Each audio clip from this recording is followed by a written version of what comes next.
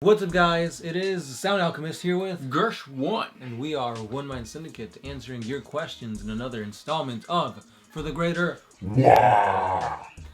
Today's question comes from Baron von Bolt. He asks, could the Emperor be put in a Dreadnought? That's a really good question, and we're going to answer it for you. But first, I need to tell everybody that if you guys want your questions answered for next week, we put out these types of videos every 2 weeks, Monday and Tuesday. And we have an extra one on our Patreon episode, but our Patreon channel. But anyways, comment down below, put question followed by the question, and we'll answer it in next week's, I was going to say sit and talk. But we're not mini wargaming. It's for the greater war. There you go. Anyways, could the Emperor be put in a Dreadnought? Answer, no. Reason why, he needs to keep the seal between the warp space. Yep, right? And Terra. And Terra. Because Magnus the Red came in there. He basically was like, hey, look, guys, to all the demons, there's a portal in here that you can access. And all the demons were like, whoosh, trying to like cram into like the hole. Yeah. It's like the same thing that happens when you're like sitting upstairs watching TV and you hear your mom say, we got Totino's pizza rolls, and everybody just like Totino's pizza rolls. They just like swoop through the tiniest hole to get there fast. Kids that you don't even know just show up, your neighbor. Yeah, they get in through the cracks in the wall. Mm-hmm. Basically, that's what demons. That's what would happen if the Emperor left the throne. There would be chaos. It would be pandemonium. So he can't be put to a Dreadnought, but if for some reason they made the throne into a Dreadnought, that would be super dope, because there is a story of an orc who ended up connecting himself to a giant computer, that the computer encompassed the entire world that he was on, so he became the biggest cyborg in history. An awesome story, not too much lore after that, because I don't know why. But if the Emperor did something like that and he was connected all throughout Terra, that would be freaking awesome. So like Terra itself would be the Emperor. That's and cool. And the planet would be the Dreadnought. So yeah, that'd be freaking awesome. Make some fan art of a Dreadnought planet. Kind of like, there's a planet Green Lantern, right? Yeah, there is. Like that. There's also like a sentient planet in Marvel. Yeah. In Guardians of the Galaxy, right? Yeah. Yep. So that could happen. Would it happen? No, because I think that's something that we came up with, and we're gonna trademark it. And GW can't take that idea. So fuck you, GW. Next question. The World of Pain 1. What is the meaning of the symbolism behind the skull in the Empire? So the skull just represents death, because they're surrounded. Like, if you live in the Imperium, you're surrounded by death. Ancient Roman beliefs understood that, because Warhammer 40K is influenced on Roman culture, they understood that death is right around the corner. So in a lot of offices, there used to be skulls, actual skulls of people, to remind all the living people that at the end we all will come to, we will all die. So YOLO, basically. So the skull represents the term YOLO in today's time. I hope that answers that question. Do people still say that? YOLO? I hope so. He has another question. Alright, go for it. About the Angry Marine question asked earlier, is there enough lore about them to make an episode? Yes, there is. Yeah. We will, yeah. Mm-hmm. Yeah. Next question. This one's by Malak616. Is it Gershwin or Gershwan? Gershwan. like he's Asian. Like yeah. that.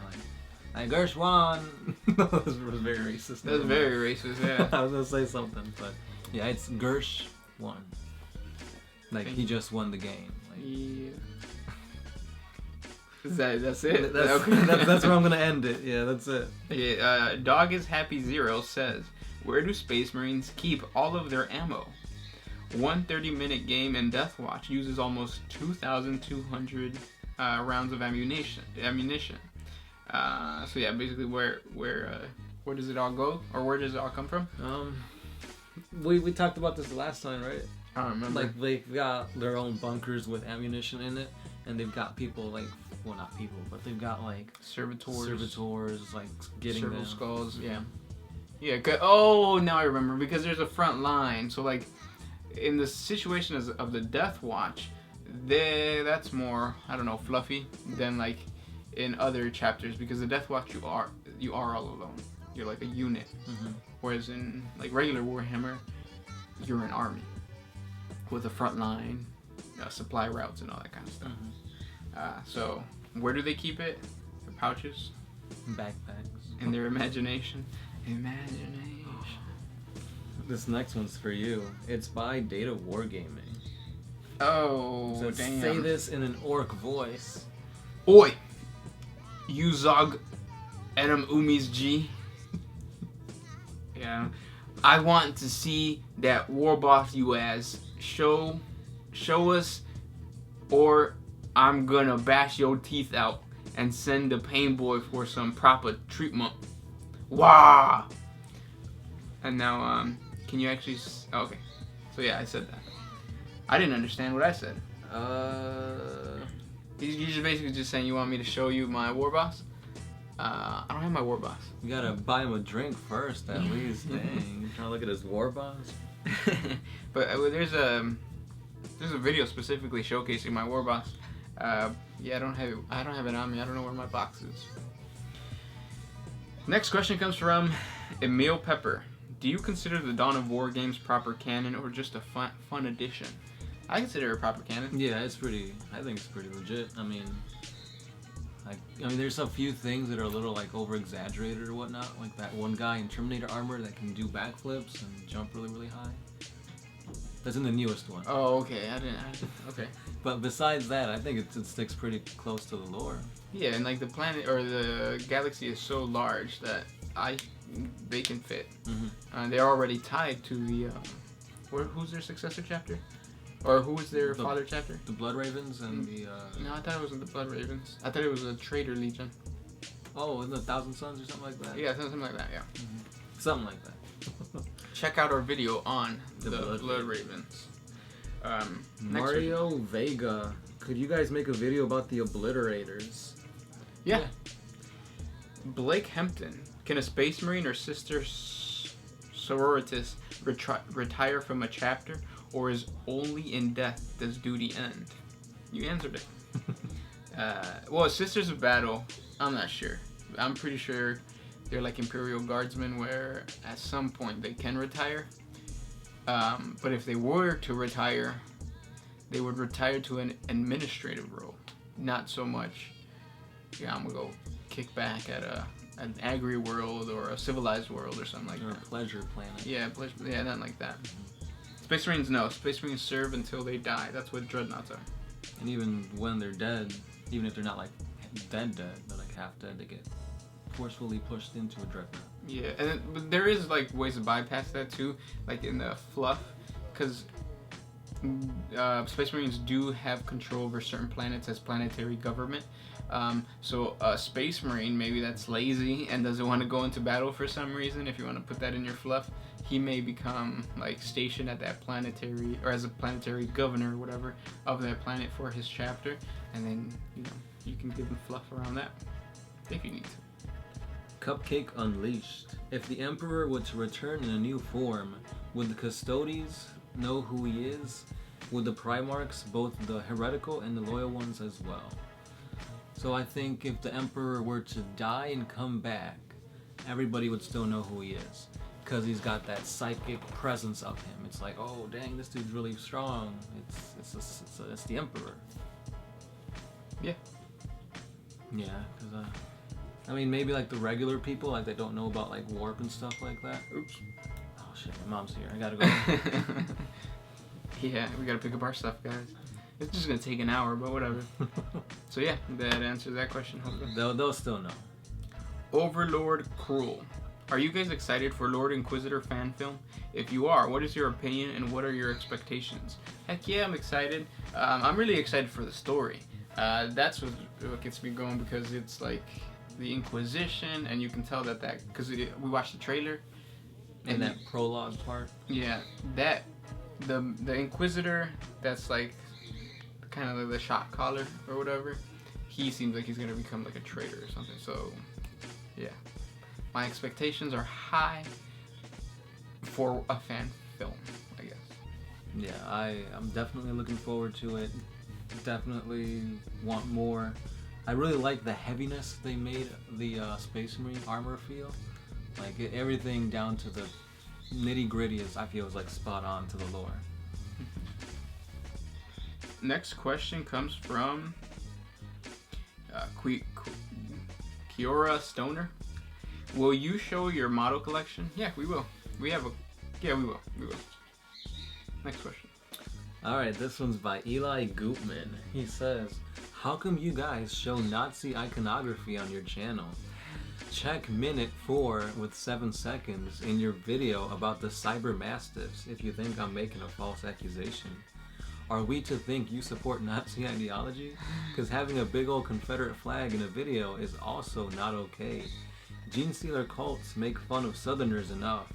A bunch of backwater inbred mutants riding around with shotguns in flimsy truck. I never saw that. I never thought of that. That's Me funny. either. Try and tell me GW was not commenting on the American South. I never even thought about that. Yeah, no, I don't even think that plays.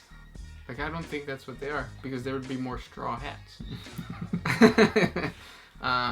No, I think you got it completely wrong. Especially you have to be from America, because if anything, if you were to put it into that kind of realm, GW would be commenting on like the country aspect of the UK. If GW was intending to do that, I don't think they were. Yeah, but yeah, because the iconographies that we showcase, they're just, we're not saying we support this or anything. It's like, No. It's like if we show McDonald's, we're not saying, oh, only go to McDonald's. Yeah, it's. And GW does that specifically, like the Imperialis, the Aquila, all those are Nazi symbols, and Nazis took that from Greek and Roman culture, and 40K you could tell is heavily influenced by Greek and Roman culture. So it's people copying people copying people copying people, because I'm pretty sure the Romans and the Greeks took it from somebody else. Yeah, it's all just a new spin on an old thing. So lighten up. Yeah, it's just a game, guys. Next question. Well, it's not just a game. It's life. Life is a game. Yeah. We played it the other day. We play it every day. Yeah. Victoria Wilhelm. Which soundtrack do you use? Question mark. What's it called? What is it called? The song. You know it. I keep forgetting. Oh, The Rude Sandstorm. There you go. Yeah. That's what it is. And if for some reason that's not it, try typing in Smash Mouth. Maybe it'll come up there. Okay. Next question. This one is by, these are all suggestions. All right, Ivan Nessick. Do you think the Imperium will ever find a fully intact and functioning STC? And if so, what would likely happen? I'm pretty sure they've already found a fully functioning STC. That's what I was thinking. STCs, standard template constructs, yeah, are basically just like USBs with a bunch of blueprints to things. So you can have a USB specifically for a certain class. That's kind of like how it is with in Warhammer 40K. They might find an STC specifically for agriculture, specifically for defense of Ice World. Yeah. So it could get really specific. I don't think they're ever going to find an STC that had the entirety of like all the knowledge or something. Yeah. Next question comes from Ben Gorse Wright. Could you think of 5 people throughout human history who would be worthy Primarchs, and why?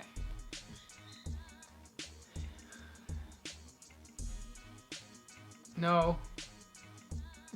There's no human that is a genetically engineered Yeah. monster warrior that can fight. Yeah, because then what we're going to do is we're just going to name off people in history who we think are cool. Yeah. Or who we think were good warriors. Like the Sound Alchemist. Obviously, he's the best. Yeah, Gershwan. He's definitely... I don't know. No, he's definitely Lehman Russ. Can't you see my beard? My very Okay.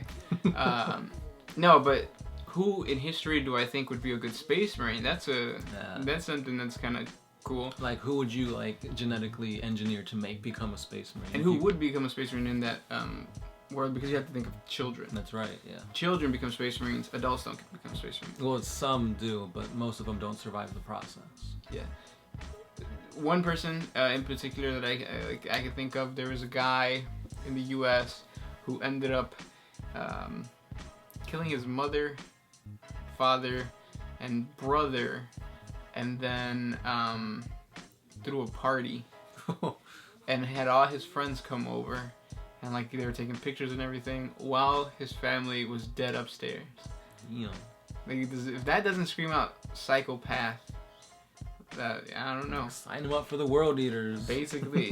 So that's my pick. Yeah, I'd say a young Bruce Lee. Like, he's got the skills, he's got the speed. I don't know if he's white scars.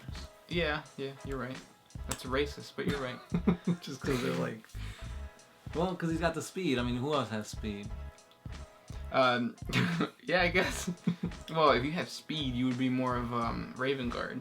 Well, that's like stealth and stuff. Hit and run tactics. Yeah, I guess you're right, yeah. Jester Godfield says, do Space Marines cry? Can they? Everybody hurts. Sometimes. I did not expect that. And that's where we're gonna leave it. Next question. Miro Log. Who is Demiurge and what is known about them? Demiurge? Aren't those the Are they the Tau people? Or the Tau They're like Psychers? Tau. No, they're like Tau dogs, aren't they? No. I think they're Tau Psychers. No, let me find out. We'll come back to it. Let's Okay. go on to the next. Mr. Anybody, are you guys ever going to fix that window still paint chip? No, man. Dude. It's part of the window. Leave it alone. Alright, so yeah. Demiurge are a race of short, semi-humanoid traders that are aligned with the Tau Empire. They're miners as well. Oh, okay, now I remember. Yeah, because they're kind of the same thing as squats. Yeah, that's what I was... Yeah. Because squats stopped becoming canon, and then the Demiurge came about, so it might have been GW trying to go back to that ideology of dwarfs. They kind of look in like 40K. Like golem. Yeah, like golem. Like dwarf golem. That look pretty cool actually.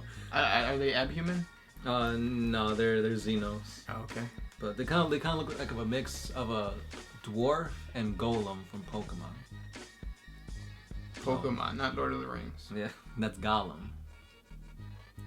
Pyro Sky says, what do you guys think of furries? I don't really think, I just act, and I don't really know what I'm acting out on, so... Next question. Noctis Lucius. Who is the Silver Knight of Slanesh? That's a good question. There's rumors that it's actually Drago, because they're saying he wears gray armor, gray knights. He's really powerful, Drago, and he snorts that warp dust. Drago. Matt Ward. And those are the questions for this week. Thank you guys so much for sending them our way. Don't forget to comment down below with whatever questions you guys want us to answer for next week. The funner, or the crazier the better, because those are the fun ones to answer. Yeah, talk to you guys later. As always, thanks for the likes, thanks for the comments, thanks for subscribing, sharing, all that awesomeness. As always, I'm the Gershwan. No, you're not. He's Gershwan. I'm Gershwan. I'm the Sound Alchemist, and we are out of here.